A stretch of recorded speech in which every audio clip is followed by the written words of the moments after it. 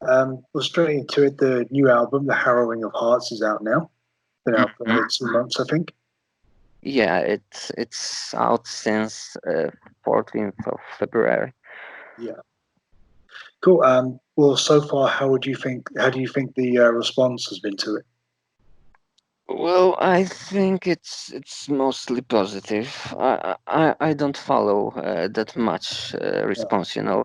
All I know comes from the interviews, from the opinions of people I know, and sometimes when I stumble on some opinion in the web by accident, but I'm not really looking for people's opinions to Okay. be honest. Well, no, it's true. I suppose as an artist, the only thing that matters is the end result is true to yourself. Could you repeat? I'm not sure I understand. So, sorry, I said as an artist, I suppose the only opinion that really matters is your own. Well, not really. You know, I do respect some people's opinions, but you know, you can't really get overwhelmed by people's response. You know, you can't put so much attention on what people might think of your art, of your creations, because that's it only, you know, makes you, I don't know, anxious or something, that you have to, I don't know, Mm. satisfy someone. But no, you have to, first of all, you have to satisfy yourself, and be honest with yourself, and everything else just comes later, comes next. The Mm. first and most important thing is to just be honest and do what you want to do at the moment. Mm. That's what I think, at least. Yeah. Well, I mean, from my point of view, at least, it's a very strong album. It's a very interesting album. It's quite eclectic. It's very much a progression, I think, of the Blaze of Perdition sound. Well, it's not up to me to say, really, if it's a progression, or if it's not. But yeah, we are always trying to, you know, look for different ways of expression. Each album is a little bit different.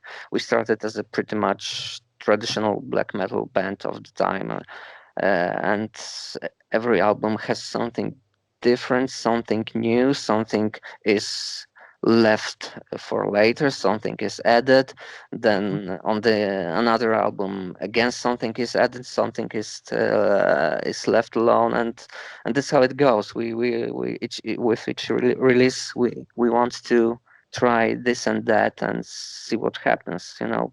I Mm. think that's the only natural way of growing without forcing it. Yeah, I mean, I was reading an interview earlier with the band who was, I can't remember which member it was now, I'm sorry, but they mentioned that Blaze of Perdition isn't really a black metal band anymore, if you like. It is black metal, but it's a lot more than just that, you know. And Yeah, I think I saw that interview on YouTube. It yeah, with the guitarist, yeah, with two of our guitarists actually. that's Yeah, right. I mean, you know,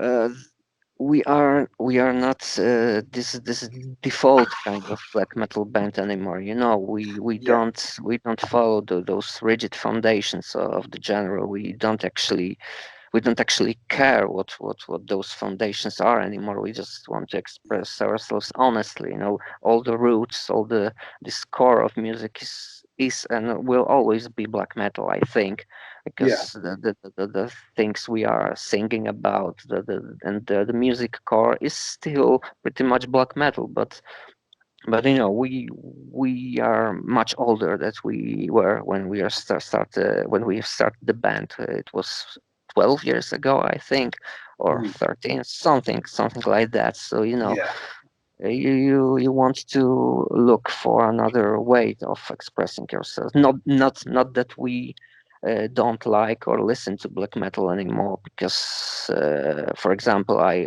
am currently working on another project of mine, that will be pretty much strictly black metal, very very traditional melodic kind of black metal. So this fascination of this traditional sound is still there, but with Blaze of Perdition we wanted to progress and find ourselves in new world and try new things. Yeah.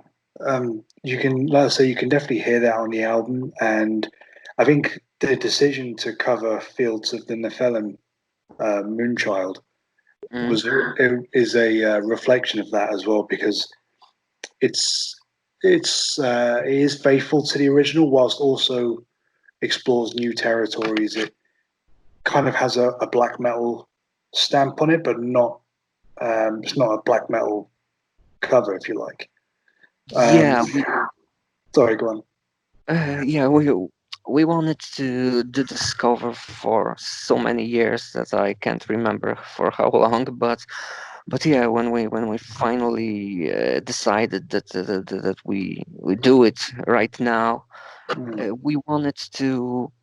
We didn't want to, change it too much. We wanted no. to pay a tribute. It wasn't a competition of, I don't know, to show our interpretation just as original as it can be. No, we just wanted to pay a tribute to the band we love, and that's actually it.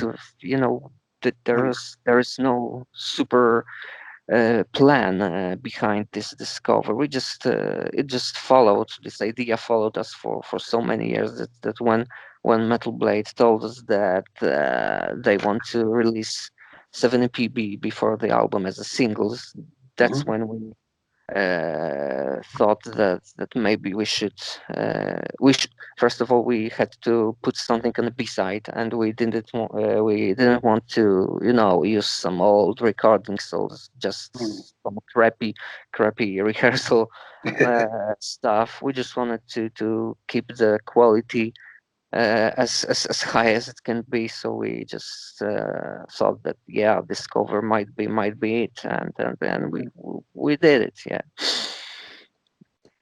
Cool. It's a really good cover. As a fan of the original, it's really cool to hear such a unique take on it. I Um, d- I'm not sure sorry. if it's unique. As I said, we actually just wanted to do it. No plans, no overthinking, and Mhm. it's quite similar to the original music wise. I think Yeah. it's not over brutalized, as you said. We haven't changed much because it might it might have destroyed the essence if we, I don't know, put so much too much blast beats or something like that. It would just destroy the essence of the song. So we just Mm. kept the original composition, but added this a little bit more aggression with the vocals and atmosphere to keep this black metal element present there. Okay. Well, speaking of atmosphere, one of the ways that the album's been promoted is with the video, Mhm. Transmutation of Sins, which is very cool, very atmospheric, very dark. Um, how satisfied are you with the end product of the video? I'm pretty much satisfied. It, it was a video made in one day, wait, 2 days if we count some additional shots of our bass player and drummer. But Okay. it was very fast, very very quick stuff, it was first time for us to do such things. So we Yeah. didn't really know will how will it all turn out. Mm. But yeah, I'm satisfied. It looks fine. It's super great. It's shot great. All the shots are very professional. At least for the kind of band that we are. We don't have super huge budget and all this No. stuff. So for a band like us, I think it's okay. It's more than good. Mm. and we'll see what we can do in the future. You know, maybe we'll shoot another one. I don't know, with another album. But yeah, for that moment, I think we've managed to achieve what we could with with all the resources we had at this particular moment in time. Mm. Like I say, I think it's a great commercial for the album. So, Yeah, I and think it shows the core of the album, the emotional content, and as you said, I can just repeat and agree with you. but this is also the first Blaze of Perdition album for Metal Blade. Hmm. Um, how how did you feel when you got the offer from Metal Blade to join the roster? Well, I was obviously surprised, you know, because that's not something the band like us was expecting, you know. Mm, I couldn't even think about such thing because we are neither super popular band nor a big band. So I just woke up one day and saw the mail from Metal Blade. I was totally surprised that they offered us. First of all, they asked if our deal with Agonia is still on, and etc. You know, they mm, just wanted to know if what's with the band, what's happening here. And actually, our deal was finished. We had a deal for 2 albums with Agonia. We were actually talking with Agonia for another deal, but Metal Blade's offer was better, and I think we just wanted to look for new things. You know, just it's not every day that such label just writes sends you an email and asks if you want to release an album with them. You know, that's something that we thought is cool for such small band like us, and we thought, why not? Well, there, we had nothing to lose actually. So yeah, yeah, we just we did it, and I'm pretty much satisfied with everything that happened later. good. Obviously, right now it's very difficult to promote a new album because the Mhm. world's kind of gone crazy, or more so than usual. Yes, Yes. we we had actually 2 or 3 tours in plans for this year, so everything went to shit with this pandemic. Everything had to be postponed, but yeah, I think when it all comes back to life, Mm, I don't know when. No one knows when, no. but yeah, when it finally happens, I hope we'll manage to revive this live activity, just like Mm, other bands will, because it affects whole world, and not only the music business, but just about everything. absolutely. Yeah, I mean, hopefully sooner rather than later because I want to see you guys when you come well through England. well, I don't travel with the band because since our accident I'm in a wheelchair, so guys play live without me, but Oh, I see. yes, yes, I work on only on studio releases, and our bass player is the live vocalist because, as I said, due to this wheelchair stuff, it Yeah. would be totally hard for me to travel. My spine would probably kill me after a day or two of traveling. So no, so as I said, our best player does his job pretty good, and I think that this, if you happen to see the guys live, I Mm, think you'll be satisfied with their performance. It's very atmospheric and I don't know, very. I don't really have a word for that, but it's very mm. stoic and emotional. Yeah. Way. Yeah. No, I'm sorry, man. I knew you had an accident, but I didn't realize that you didn't tour with the band. Oh, no, not a problem. It was in 2013, so Yeah. it was so long ago that there's no hard feelings about this. I live with it every day, so Hmm, not natural thing for me since then. okay. Just moving on finally, Poland now gets a lot of attention for the um, kind of very right wing Catholic based Hmm. government. I don't know how long that's been around because obviously Poland's always been a very Catholic country and it's got a history of other authoritarian regimes like the Soviet Union and so forth.